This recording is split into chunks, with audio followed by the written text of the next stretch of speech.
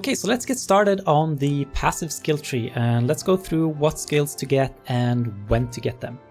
So this is what your skill tree is going to look like at around level 35. Before I go into this, I want to say that I have all of these skilled passive trees in the past path of building.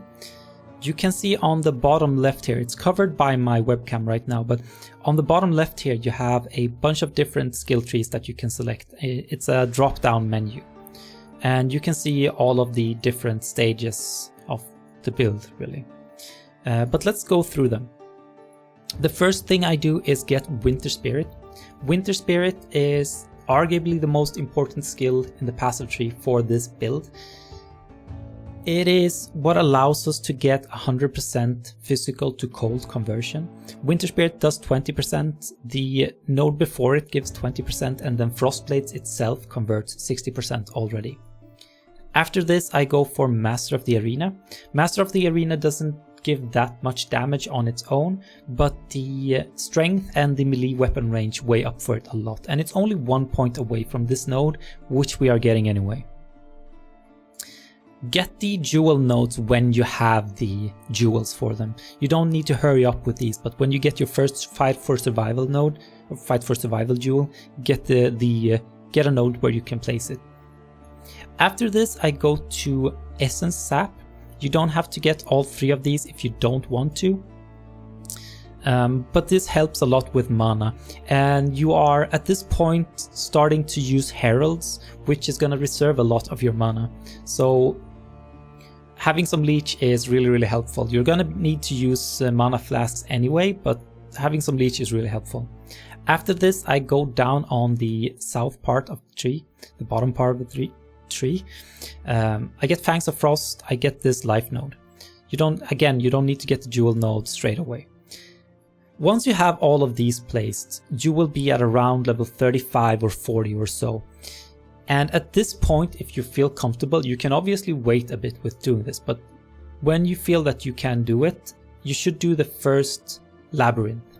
So make sure when you're going through the campaign, make sure that you are doing all the trials on the way, and do the first labyrinth as fast as you can, because getting Way of the Poacher, which is the one that we're going to go for first, gives us frenzy charges. We will have frenzy charges all the time when we have this one, and the build is focused a lot around frenzy charges. We don't get much bonuses from them in the beginning, but they are still very powerful.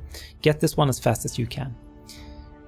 After you have all of these, the next steps you want to take is you want to get the frenzy charge nodes. If you have Way of the Poacher, then get the frenzy charge nodes after that. You get this life node and you start moving towards Blood Siphon. And once you're around level 55 or 60 or so, then get Avatar of the Slaughter. At this point you are around let's see if I get this right. You have just completed Act 8 or so, and you're gonna be around level 55 or 60 or so.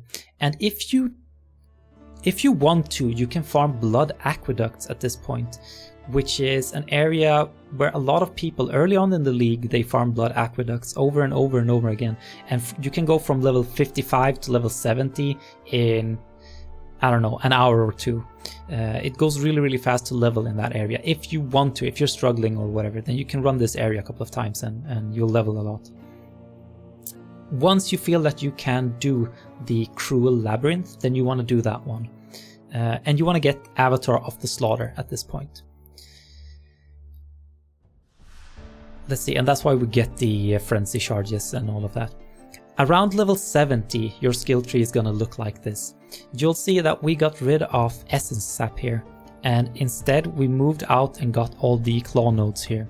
The reason we haven't gotten them earlier is because up until this point you might not have necessarily used claws, but right now you are at a level where you can use Bloodseeker, you can use Touch of Anguish, you can use all of the base items in the game.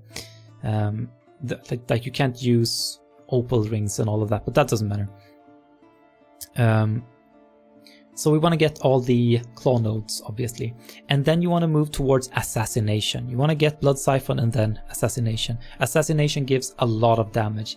And if you haven't gotten it earlier at this point, then you want to get Heartseeker as well. Heartseeker, just like assassination, gives a lot of damage.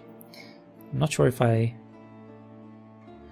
forgot to mention this, but face acrobatics is a very high priority as well. But this is what your passive skill tree should look like at around level 70 or so. You don't need to get Survivalist or Cloth and Chain if you don't need them. This is only if you need extra resist. Typically you might need to get these because getting the resists is something that can be hard with this build. You also get, unlike level 55 or so on, there are some life notes that we skip on the way that I usually get later.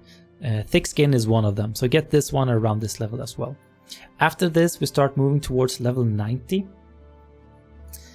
This is what I think the skill tree should look like, something like this. The resourcefulness node is really nice for life, and well, we get some resists on the way as well, but mainly life. The Claws of the Falcon is incredibly strong. It is one of the stronger damage nodes that we have. You can also at this point get Disciple of the Slaughter. This one isn't something that you have to get. Even at the finished version of the build, you don't need to get this one. It doesn't give you, it does give you a lot of damage, but there are better nodes in terms of damage. But the thing we get from this one is a lot of quality of life stuff. We get, per frenzy charge, we get evasion, we get movement speed, see if I can hold over it there. We also get attack speed, and we get increased damage per frenzy charge. Now, if you're using an item like Farrell's Fur, for instance, and you have Aspect of the Cat active, then you are going to have frenzy charges all the time. Even when you're not attacking, even when you're out of combat, you're going to have frenzy charges all the time. If you have it, then having Disciple of the Slaughter is really useful. Otherwise, you might not find this one super useful, but it is a good one. But after this, the final passive tree should look something like this. Now, again, I want to say this, and I can't stress this enough. This is how I do it. This is the passive skill tree the way that I think it should look. The last ones you should get is Primeval Force and Revenge of the Hunted, basically. In whichever order you prefer, or you wait with Disciple of the Slaughter or whatever. But this is the passive skill tree the way that I think it should look. In Metamorph, I changed the skill tree a bit, and I got rid of this one, and I got the Chaos Resistance here. But I feel like I don't really care about Chaos Resist, so screw that.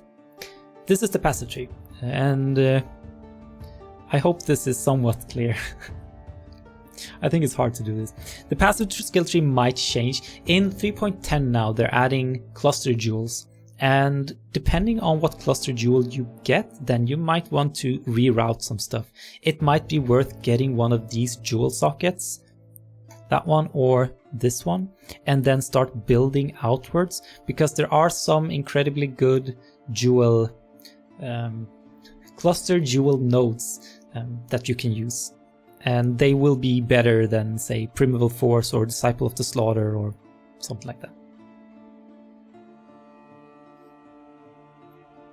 And I think that's it. I think that's all I have. I've been talking so long about making a leveling video, and now I've finally done it. So there's probably stuff that I've forgotten or whatever. But so if you have questions, if you want to hang out or whatever, feel free to join me on my Twitch channel, or type in this YouTube channel, or the forum thread, or join my Discord or whatever. That's all I have. See you in the next video. Goodbye.